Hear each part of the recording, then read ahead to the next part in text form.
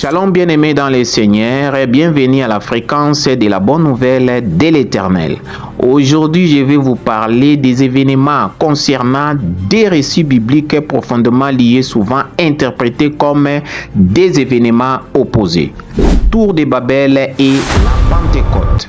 C'est de cette histoire que j'ai tiré le thème de mon message intitulé Orgueil et humilité. Tour de Babel. Genèse 11, verset 4, la Bible nous dit « Allons, bâtissons-nous une ville et une tour dont les sommets touchent au ciel, et faisons-nous un nom afin que nous ne soyons pas dispersés sur la face de toute la terre. » Bien-aimés, ici, l'humanité est unie en parlant même langue, mais en rébellion contre les commandements divins de remplir la terre. L'homme cherche à atteindre le ciel par ses propres forces sans Dieu et à devenir son propre Dieu, ce que nous appelons l'orgueil humain. Face à cette tentative d'élévation, Dieu sème la confusion, brouille le langage, engendrant l'incompréhension, la division et la dispersion. Par conséquent, mes bien-aimés, si vous demeurez dans un groupe, une communauté, une société, une équipe ou un club qui n'inclut pas Dieu, vous devez les quitter immédiatement. Ces rassemblements commencent par une langue unique, comme à Babel, où tous les êtres humains parlent le même langage. Mais ce genre de groupe aboutissent souvent à des disputes, au désordre, à la recherche du leadership, au combat, au meurtre et à la division. La Bible nous dit dans Proverbes 16-18, l'arrogance précède la ruine et l'orgueil précède la chute.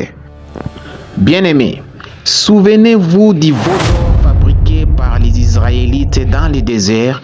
Moïse les détruisit.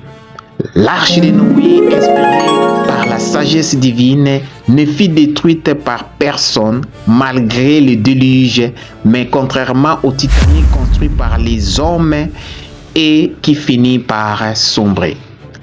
Ainsi, unissons-nous à Jésus-Christ et suivons la volonté de Dieu comme Noé et nous serons sauvés. La Bible nous dit dans Proverbe 3, versets 5 à 6, « Confie-toi en l'Éternel de tout ton cœur et ne t'appuie pas sur ta sagesse, reconnais-le dans toutes tes voies et il aplanira tes sentiers. » Bien-aimés, tandis que la Pentecôte est la compréhension mutuelle et le rassemblement dans la diversité, lisons Actes des Apôtres, chapitre 2, verset 4. La Bible nous dit « Ils furent tous remplis du Saint-Esprit et se mirent à parler en d'autres langues selon que l'Esprit leur a donné de s'exprimer. » Bien-aimés, la Pentecôte renverse la malédiction de Babel. L'Esprit Saint permet une compréhension universelle du message de l'Évangile malgré la diversité des langues. Ce n'est plus l'homme qui s'élève vers Dieu, l'orgueil, mais Dieu qui descend vers l'homme symbolise l'humilité. Jacques 4,10, il est écrit « Humiliez-vous devant le Seigneur et il vous élèvera. » En résumé, la tour de Babel égale l'orgueil et la dispersion. La Pentecôte égale l'humilité et l'unité dans la diversité. Babel représente le début de l'humanité fragmentée où la recherche de la gloire personnelle mène à la destruction de la communion.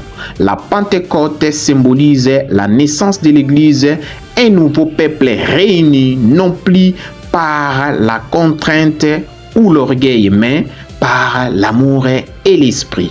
Babel est la confusion des langues et la dispersion, tandis que la Pentecôte est la compréhension mutuelle et le rassemblement dans la diversité. Peuple de Dieu. Livre de Proverbes 11, 2. La Bible nous dit « Quand vient l'orgueil, vient aussi l'ignominie. mais la sagesse est avec les humbles.